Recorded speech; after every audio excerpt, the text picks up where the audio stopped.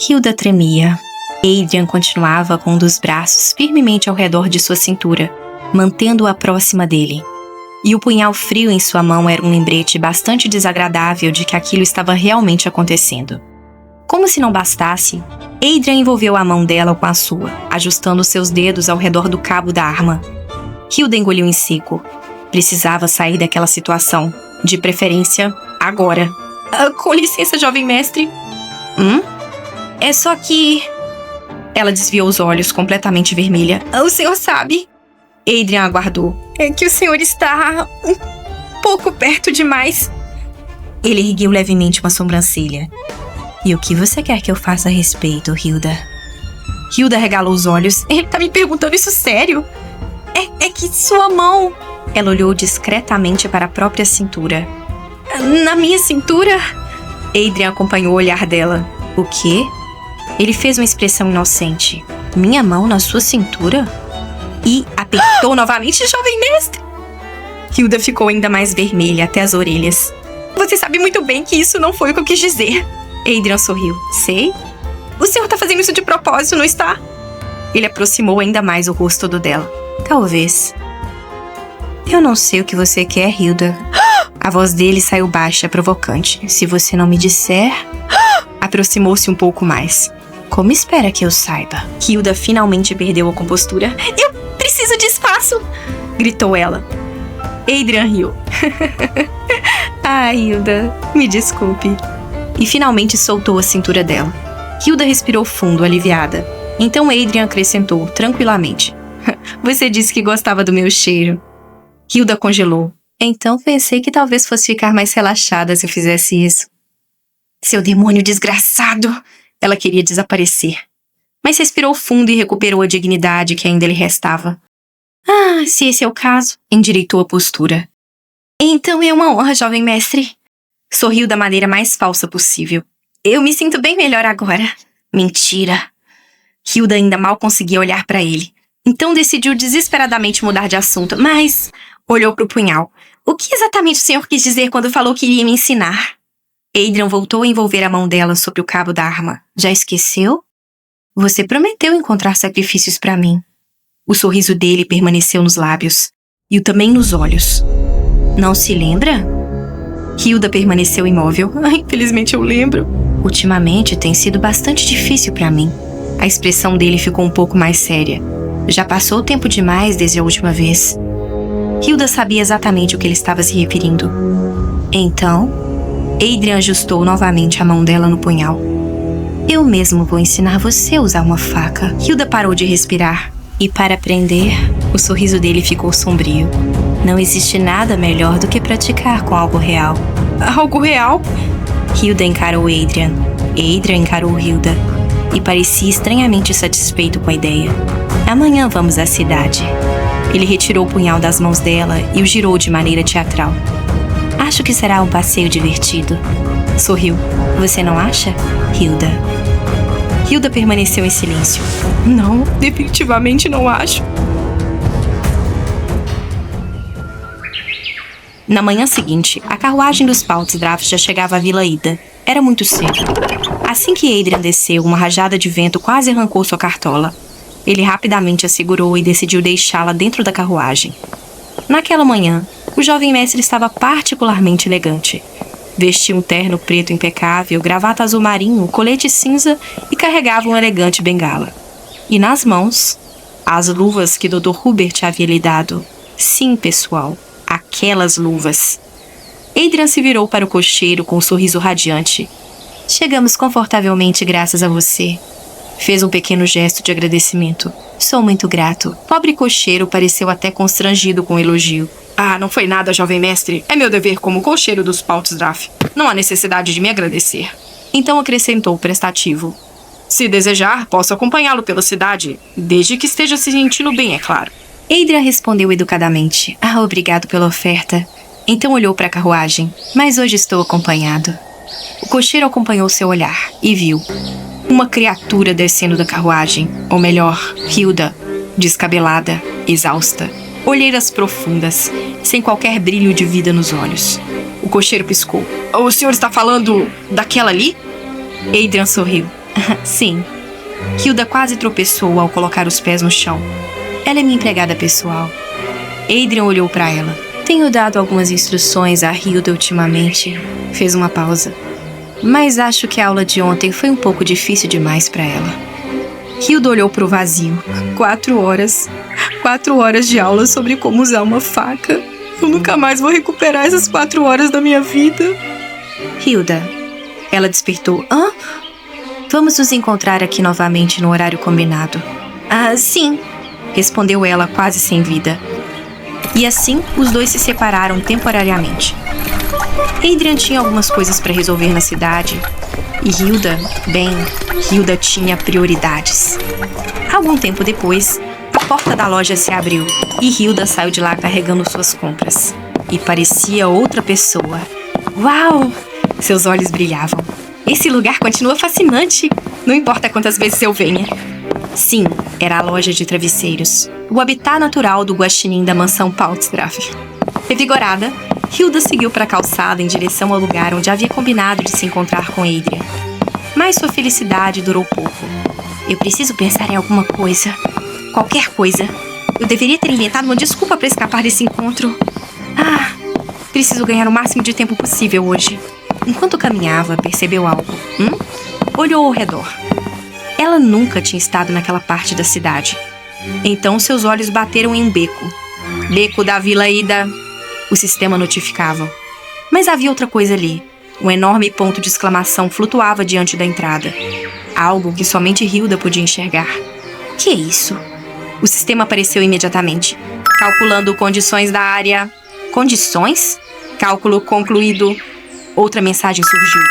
Ao alcançar determinados níveis de infâmia, novas áreas do mapa poderão ser desbloqueadas.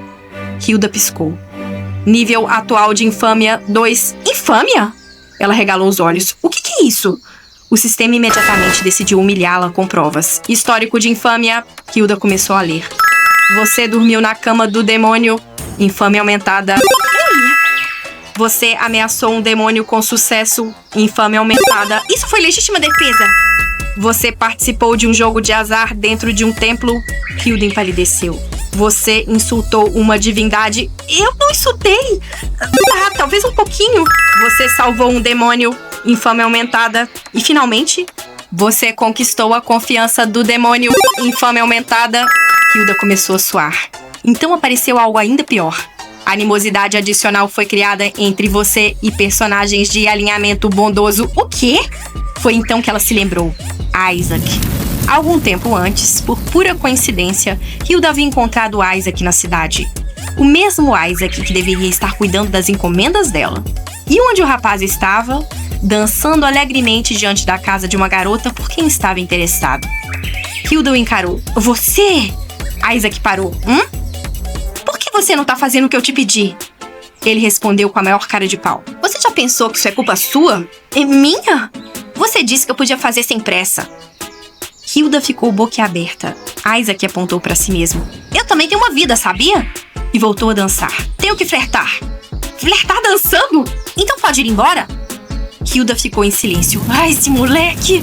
De volta ao presente, o sistema continuou. Seu nível de infâmia está se aproximando de um ponto sem retorno. Hilda gelou. Ponto sem retorno? O que isso quer dizer? Ela começou a raciocinar. Então, o padrão de bem e mal desse jogo não depende simplesmente de eu querer ou não machucar alguém. Assassinato nem é a única variável? Mais informações surgiram. Quanto mais próxima Hilda se tornava do demônio, mais facilmente seria associada ao mal. E, consequentemente, mais rejeitada por personagens considerados bondosos. Hilda ficou indignada. Então é por isso que aquele Isaac irritante ainda é considerado uma pessoa boa? Apontou para si mesma. E eu? Eu estou sendo colocada praticamente no mesmo nível do Adrian? Ela colocou a mão sobre o peito. E eu sou uma cidadã pura. Uma cidadã exemplar. E eu não deveria ser comparada a alguém como ele. O sistema permaneceu silencioso.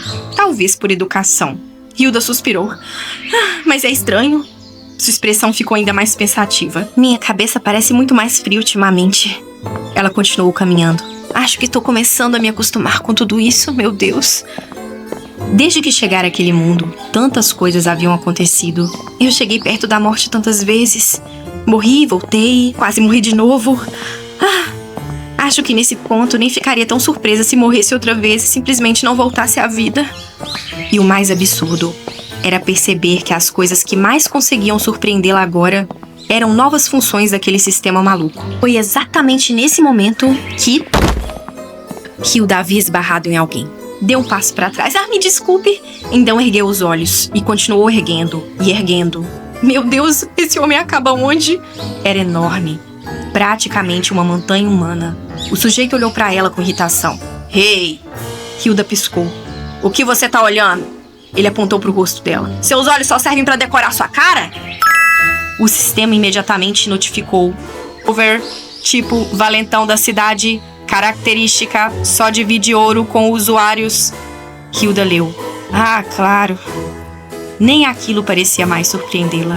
Ela fez uma pequena reverência. Peço desculpas. O homem ainda encarava. Eu deveria ter prestado mais atenção. Hilda continuou calmamente. É a minha primeira vez nessa parte da cidade, então ainda não sei exatamente para onde devo ir. Olhou para ele. O senhor se machucou?